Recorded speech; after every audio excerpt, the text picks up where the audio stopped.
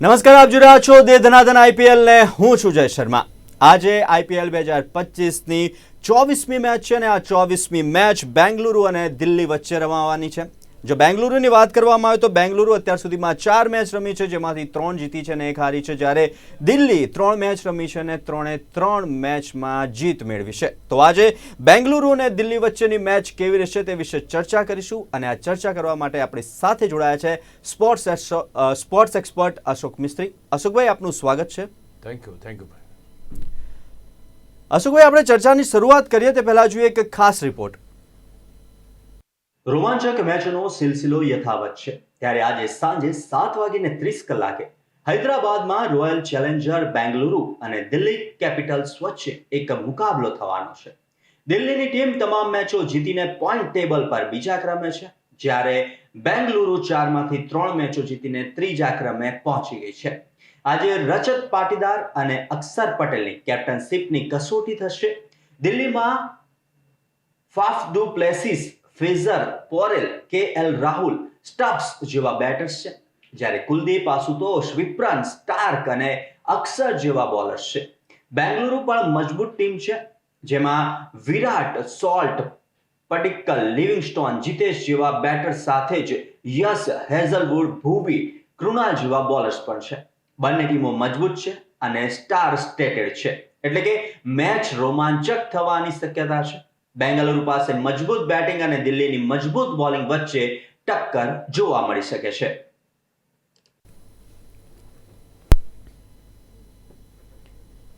તો આજે 24મી મેચ બેંગલુરુ અને દિલ્હી વચ્ચે રમાવાની છે. જે પ્રમાણે જો વાત કરીએ તો હૈદરાબાદના મેદાન પર આ મેચ રમાવાની છે. બંને મજબૂત ટીમો છે અને બંને મજબૂત ટીમોની ટક્કર આજે થવાની છે. અશોકભાઈ, આપણે ચર્ચાની શરૂઆત કરીએ તો આજની મેચ બેંગલુરુ અને દિલ્હી વચ્ચે જે રમાવાની છે તેમાં કેટલો રોમાંચ જોવા મળશે, બંને ટીમો કેવી અને સાથે જ પ્રેક્ષકોને ગમે તેવી મેચ જોવા મળશે?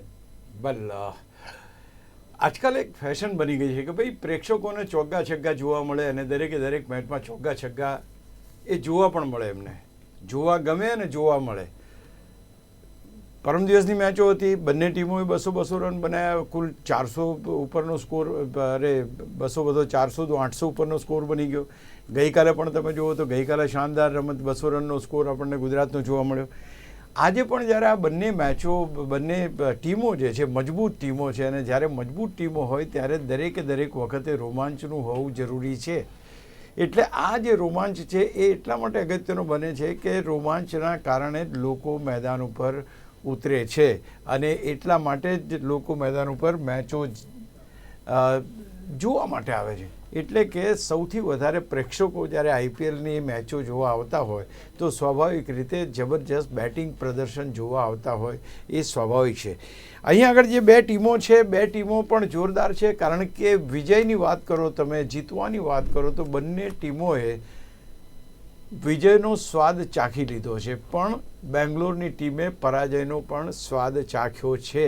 ખાસ કરીને તમે જુઓ તો બેંગ્લોરને એક પરાજયનો સામનો કરવો પડ્યો છે, બાકી મેચોમાં જીત્યા છે અને 6 પોઈન્ટ્સ ઉપર છે. દિલ્હીની વાત કરો તો Delhi has been very successful in getting through all 3 matches.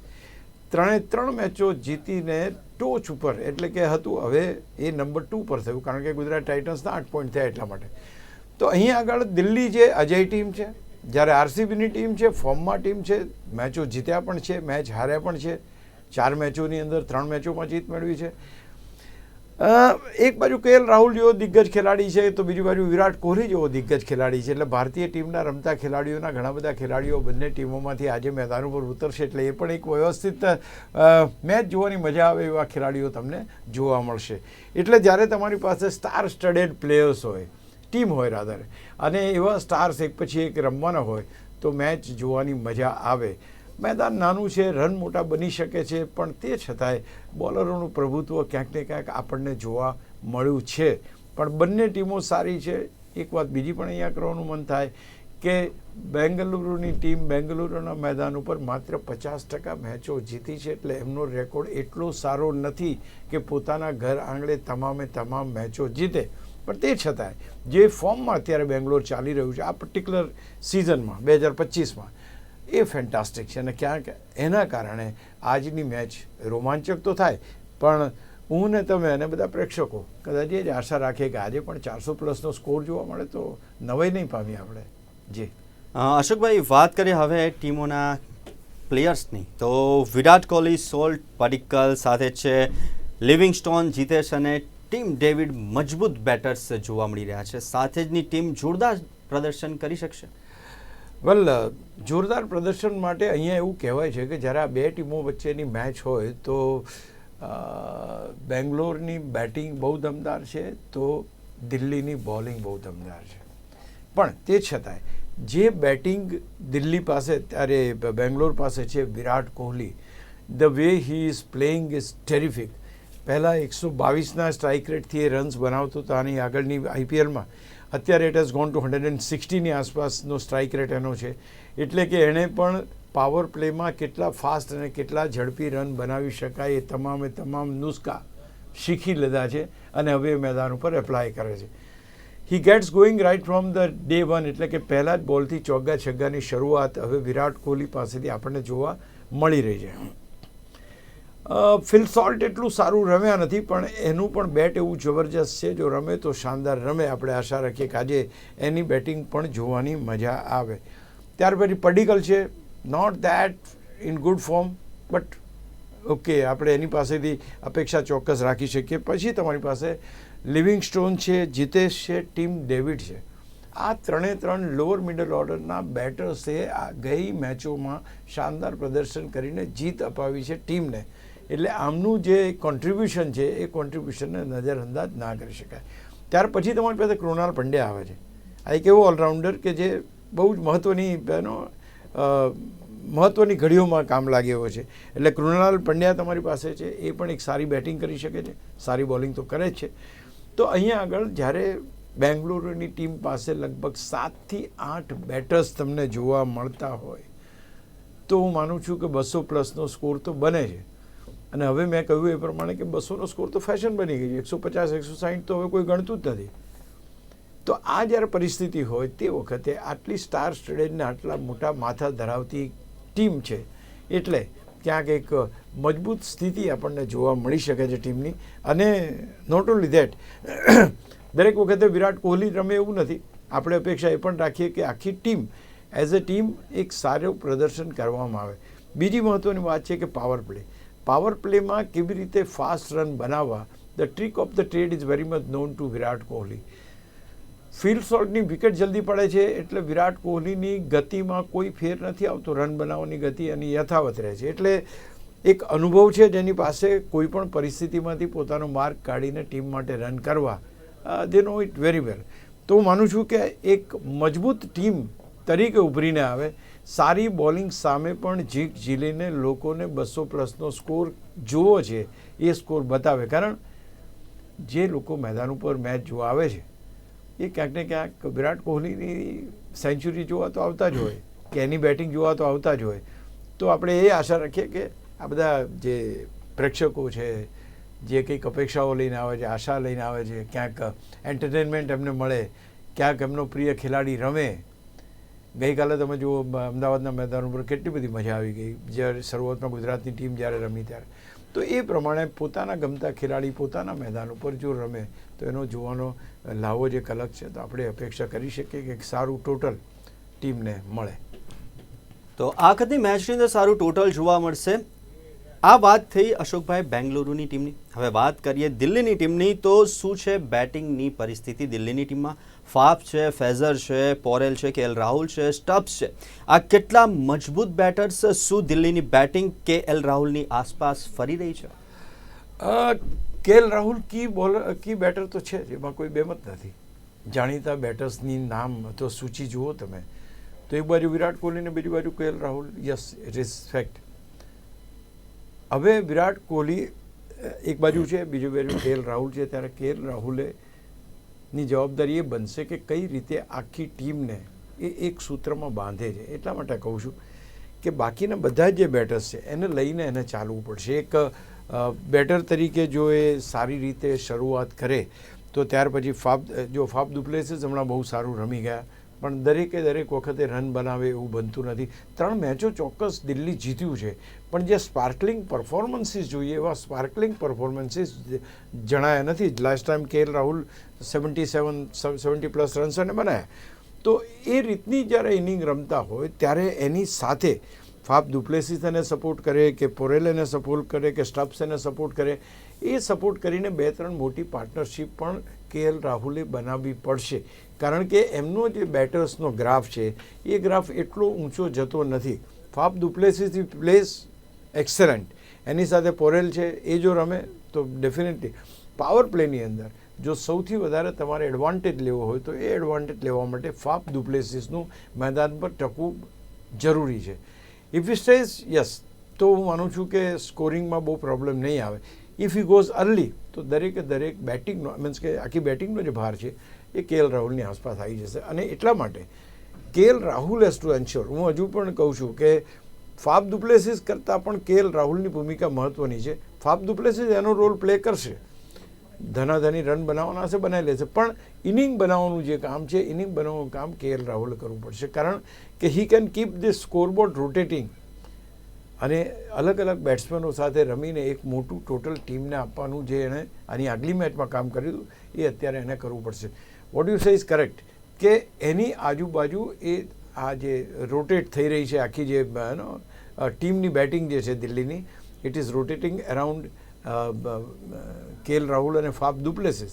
હવે ફાફ ડુપ્લેસિસનું કોન્ટ્રીબ્યુશન કન્સિસ્ટન્ટ કેટલું છે અને રાહુલ આજે કેટલું કન્સિસ્ટન્સીથી બેટિંગ કરે છે, આ બે ઉપર દિલ્હીની જીત હારનો એ રહેશે. કારણ કે દિલ્હી પાસે બહુ મોટા માથા બેટર્સ નથી, બહુ ખતરનાક બેટર્સ હોય. હા, બની શકે છે કોઈ પણ એક બેટ્સમેન જોરદાર રમી જાય તો ફ્રેઝર છે, પોરેલ છે, ફાફ ડુપ્લેસિસ છે, રાહુલ છે, સ્ટબ્સ છે, અક્ષર પટેલ છે. પણ જો તમારે બેટિંગ જોવી હોય તો તમારી પાસે બેંગ્લોરમાં છે એવી બેટિંગ થોડીક દિલ્હીની નબળી પડે છે મારી દૃષ્ટિએ એમ કહી શકાય. અને KL Rahul will have to take the lead and to score more and more runs with the પાર્ટનરશિપ્સ.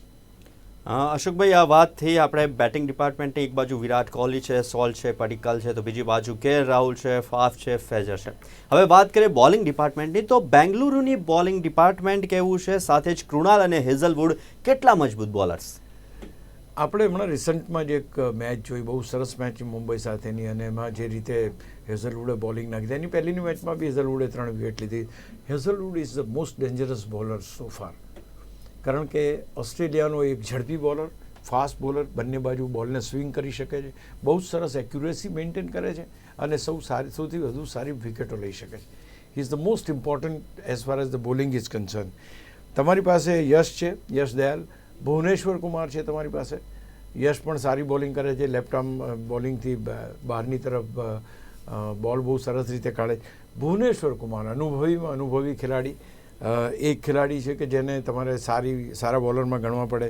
અને તમારી પાસે સુયશ છે અને કૃણાલ પંડ્યા છે. આ એક કૃણાલ પંડ્યા છે કે ગઈ મેચમાં એમના ભાઈની જે ટીમ અને એ ટીમને હરાવવામાં મહત્ત્વનો ફાળો એમણે ભજવ્યો હતો કે છેલ્લી ઓવરમાં 20 કે 22 રન કરવાના હતા ત્યાં 3 વિકેટો લઈને જે તરખાટ મચાવી દીધો અને મુંબઈની ટીમને હાથમાં આવેલી બાજી ગુમાવવી પડી, એ આ કૃણાલ પંડ્યા આ ટીમમાં છે. એટલે બોલિંગ ડિપાર્ટમેન્ટ ઇવન હું કહીશ કે બેંગલુરુનું સારું છે કમ્પેરેટિવલી.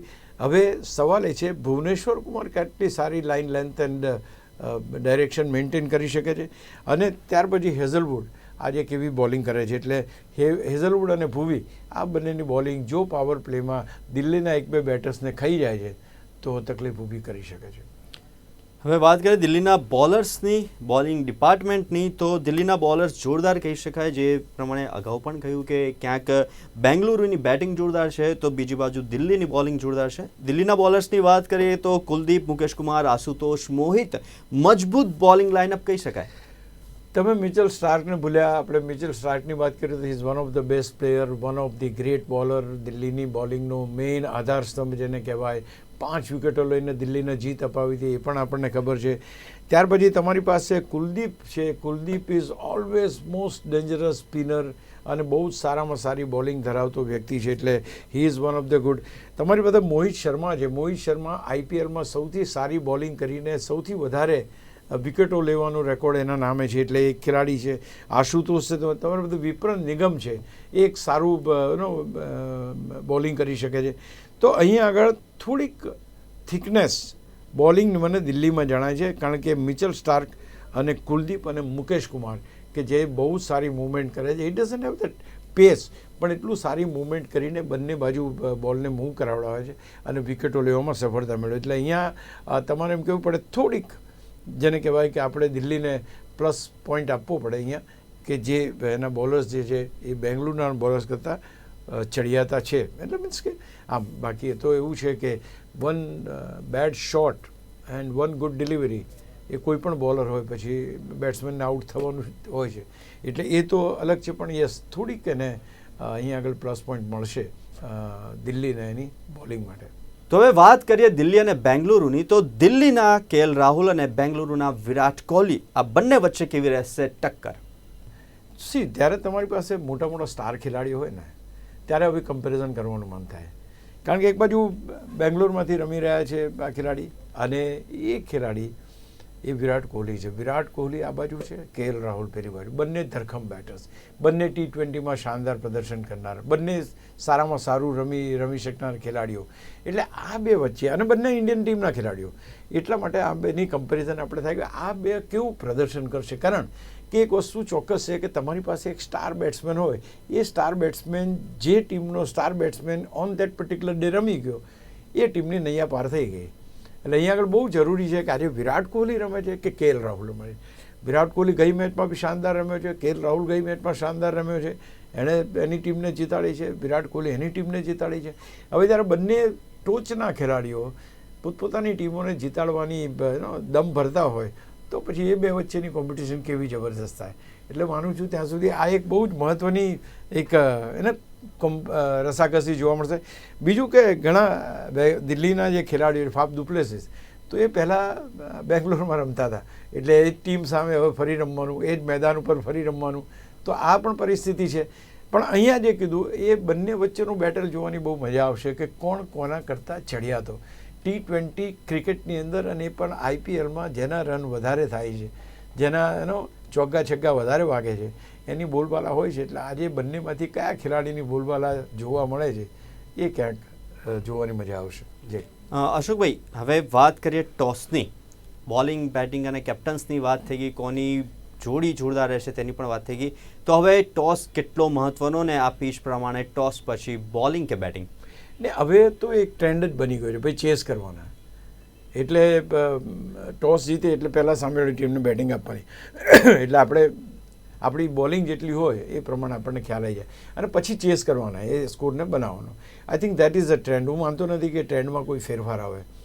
એટલે પહેલાં આપણને બેટિંગ એક ટીમની જોવા મળશે, જે ટીમ ટોસ જીતશે એ કહેશે કે ભાઈ અમે તો ફિલ્ડિંગ લઈશું અને બેટિંગ તમે કરો. અચ્છા, હવે પહેલાં 150 રન આવ્યા, પછી 160 આવ્યા, પછી 170 આવ્યા, કે આ હાઈએસ્ટ ટોટલ T20નું 180 આવ્યા. હવે દરેક મેચમાં 200 પ્લસનું ટોટલ. એટલે હવે કોઈ 170 180 ગણતું નથી. હવે કે 200 પ્લસ થયા કે નહીં. ગઈકાલની મેચમાં તો કે 200 થયા, આ થઈ ગયા. એની આગળની મેચમાં 4 ટીમો 200 રન માર્યા. એટલે હવે 200ની પેલી એક ટેગ માર્ક લાગી ગયો, 200 મિનિમમ કરવાના છે. તો પહેલાં જો 200નો સ્કોર જોવા મળશે આપણને, ટોસ જે બેટિંગ કરનારી ટીમ, એને ચેસ કરવામાં પણ એટલી જ તકલીફ પડશે, કારણ કે ઇટ્સ અ બિગ ટોટલ. અને એવા ચેસ કરવામાં ઘણી બધી ટીમો થાપ ખાઈ ગઈ છે. તો હું માનું છું કે બહુ જ ઇન્ટરેસ્ટિંગ રહેશે ટોસ જીતીને શું લે છે અને એનું પરિણામ એની ફેવરમાં લાવે છે કે નહીં. હા, એક વસ્તુ છે, દિલ્હી પાસે બોલિંગ લાઇનઅપ બહુ સારી છે. દિલ્હી ટોસ જીતશે તો પહેલાં બેંગ્લોરને લોકો બેટિંગ આપશે, કારણ કે એમની પાસે બોલિંગ સારી છે. જો બેંગ્લોરને લોકો 160 170માં ઓલ આઉટ કરી શકે છે તો જીતવાની શક્યતા વધી જશે. પણ જો મામલો 200ની પાર ગયો તો આઈધર ટીમ, જે બી ટીમ ચેસ કરતી હશે એને પરસેવો વળી જવાનો, એમાં કોઈ બેમત નથી. અશોકભાઈ, હવે પોઈન્ટ ટેબલની વાત કરીએ તો પોઈન્ટ ટેબલની સ્થિતિ શું છે? પોઈન્ટ ટેબલ આમ જોવા જઈએ તો હજુ તો પેલા ઇનિશિયલ સ્ટેજ છે, એટલે આપણે બહુ એ ના કરી શકીએ. પણ યસ, કે ગુજરાત ટાઇટન્સે ગઈકાલે મેચ જીતીને 8 પોઈન્ટ્સ મેળવી લીધા છે. They are right on the top. ત્યાર પછી તમારી પાસે દિલ્હી છે કે જે આજે રમવાની છે, 6 પોઈન્ટ છે. તમારી પાસે RCB છે જે આજે રમવાની છે, એના 6 પોઈન્ટ છે. એટલે હવે આ 3 ટીમો જે છે 1-8 છે અને 2-6 પોઈન્ટ છે અને બંને આજે રમવાના છે. આ બંનેમાંથી એક ટીમ સારું રમીને સારા માર્જિનથી મોટા નેટ રન રેટથી જીતે છે તો એ ટીમ નંબર 1 પર આવી શકે છે અથવા નંબર 2 પર તો આવશે જ. કારણ કે જો બંનેમાંથી કોઈ પણ ટીમ જીતે છે એના 8 પોઈન્ટ થવાના છે. એટલે જો સારો નેટ રન રેટ વધારે હશે તો એ દિલ્હીને આપણે ગુજરાત ટાઇટન્સને ક્રોસ કરી નંબર 1 પર આવશે. જો રન રેટ એટલો સારો નહીં તો 2 નંબર પર જશે. એટલે દિલ્હી અને બેંગ્લોર બંને બીજા અને ત્રીજા સ્થાને છે. પછી પંજાબની ટીમ છે એ પણ 6 પોઈન્ટ સાથે છે. તો આ બધી ટીમો જે 6 પોઈન્ટ સાથેની ટીમો છે એમની વચ્ચેનો સંઘર્ષ છે. ત્યાર પછી ઘણી ટીમો છે કે જેના 4 પોઈન્ટ કે 2 પોઈન્ટ્સ પણ છે.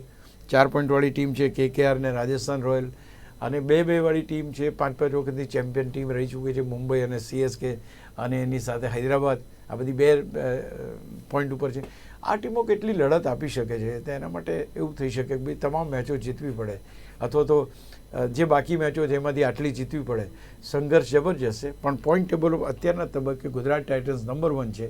પણ એ ગુજરાત નંબર 1 રહે છે કે કેમ એ આ મેચ પત્યા પછી ખબર પડશે.